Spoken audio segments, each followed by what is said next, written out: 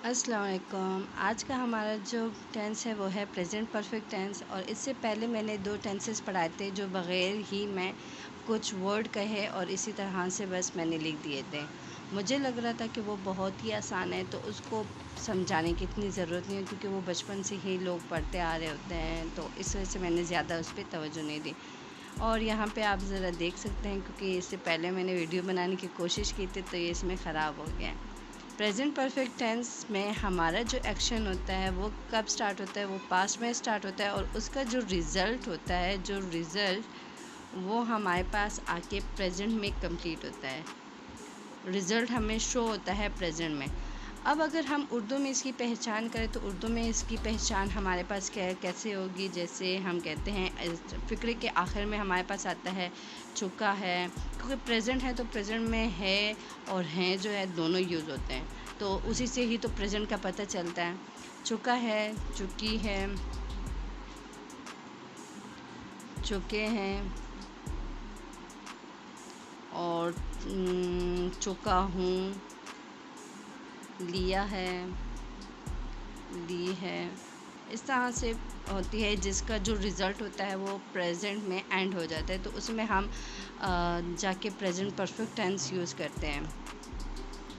इस टेंस में हमारे पास हेल्पिंग वर्ब्स कौन से होते हैं? हेल्पिंग वर्ब वो होते हैं जो हमारे मेन वर्ब को क्या करते हैं, थोड़े से हेल्प कर रहे होते हैं, जैसे हम एक्सिलरी वर्ब भी कहते हैं। हमारे पास यहाँ पे यूज़ होता है हैज़ यूज़ होता है और हैव यूज़ होता है।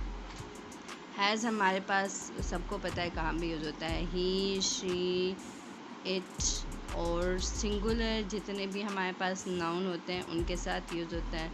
और हैव जो है ये हमारे पास यूज़ होता है I, we, you, they, and plurals जो नाउन्स होते हैं उनके साथ यूज़ होता है।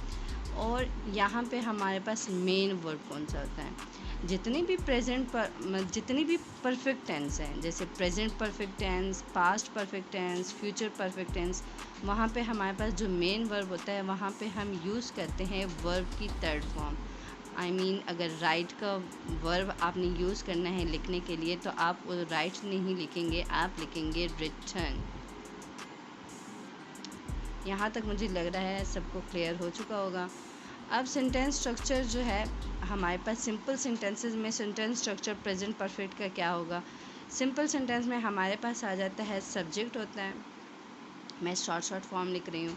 सब्जेक्ट होता है, उसके बाद हैज़ और हैव जो हम सब्जेक्ट को देख के हम लिखते हैं। अगर हमारा सब्जेक्ट ही है तो हम हैज़ लिखेंगे, अगर आई है तो हम हैव लिखेंगे। इसी तरह से कोई भी सब्जेक्ट होगा हम उसी के तौर पे अपना हैज़ और हैव जो है वो सिलेक्ट करते हैं।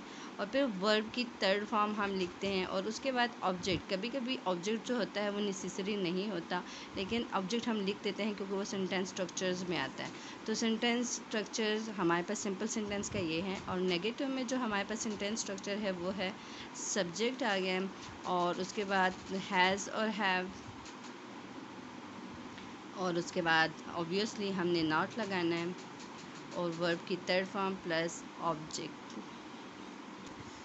इंट्रोगेटिव सेंटेंसेस में हमारे पास क्या होता है, हमारा जो स्टार्ट और जो क्वेश्चन वर्ड होता है वो हैज़ होता है या हैव। वो भी आपका सब्जेक्ट, मैं बार बार कह रही हूँ कि आपके सब्जेक्ट पे मैटर करता है कि आपने कौन सा हेल्पिंग वर्ब लगाना है। सब्जेक्ट को आपने देखना है, आपके सब्जेक्ट जो है वो हेल्पिंग वर्ब होते हैं। सब्जेक्ट आपके कौन से होते हैं? हेल्पिंग वर्ब्स होते हैं, और नाउन होते हैं, ये आपके हेल्पिंग वर्ब होते हैं। उसी के थ्रू आपने डिसाइड करना है कि आपने हैज़ लगाना है या हैव लगाना है, और उसके बाद आपका सब्जेक्ट डायरेक्टली आ जाता है, और उसके बाद आपका वर्ब की थर्ड फॉर्म, फिर ऑब्जेक्ट, और उसके बाद आप क्वेश्चन मार्क पुट करते हैं। एक इंट्रोगेटिव सेंटेंस हमारे पास जो WH क्वेश्चंस वाले होते हैं और हाउ जो यूज़ करते हैं उसमें आ जाता है।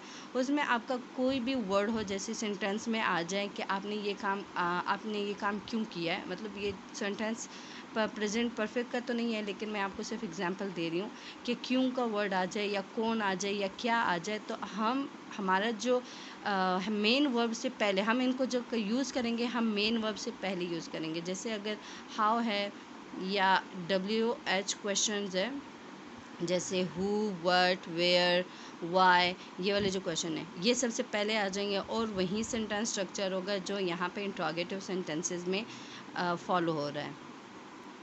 अब यहाँ पे कुछ एग्जाम्पल है जो मैं आपको करके दूंगी जिससे सब कुछ आप लोगों को बहुत ही क्लियर हो जाएगा। जैसे सिंपल अगर सेंटेंस है तो मैं कहूँगी, अगर किस बच्चा है वो जब मम्मा उनके पास थी तो वो खाना खा रहा था। अब मम्मा जो है वो अपनी सिस्टर से, मतलब सॉरी, अपनी बेटी से पूछ रही है कि उसने खाना खा लिया या नहीं खा लिया। तो वो कहती है वो खाना खा चुका है। तो यहाँ पे हम सेंटेंस क्या यूज़ करेंगे कि he has eaten the meal और लंच, डिनर, जो भी चीज़ होती है हम उसी के बारे में ये लिख सकते हैं। ब्रेकफास्ट भी हम कहते हैं he has eaten his breakfast या he has taken his breakfast. So अगर नेगेटिव सेंटेंस है तो अगर मैं कहूँ कि वो अपना काम कंप्लीट कर चुका है या कर चुके हैं तो हम सेंटेंस क्या करें, she has completed has homework और टास्क या जो भी असाइनमेंट कुछ भी होता है। तो यहाँ पे देखिए कि हमारे पास सब्जेक्ट हो गया। सब्जेक्ट हमारे पास जो होता है वो शी था, तो हमने उसी को फॉलो करके अपना जो हेल्पिंग वर्ब है वो हैज़ लगा दिया है। उसी के साथ हमने वर्ब की थर्ड फॉर्म लगाई है और फिर हमारे पास ऑब्जेक्ट आ गया है। तो इसी तरह हमारे पास सेंटेंसेस जो होती हैं वो फॉलो होती हैं। अब यहाँ पे हमारी जो नेक्स्ट सेंटेंस है जो नेगेटिव है, हम आई का कर लेते हैं। I have not taken your purse. तो यहाँ पे हमें देखें कि हमने हैव के बाद हेल्पिंग वर्ब के बाद डायरेक्ट नॉट लगाया और इसी तरह हमारी सेंटेंस जो है वो अपने अख्तिताम पर पहुँच गई। इसी तरह हमारे पास अगर इंट्रोगेटिव सेंटेंसेस है तो मैं यही कहूँगी, हैव यू सबमिटेड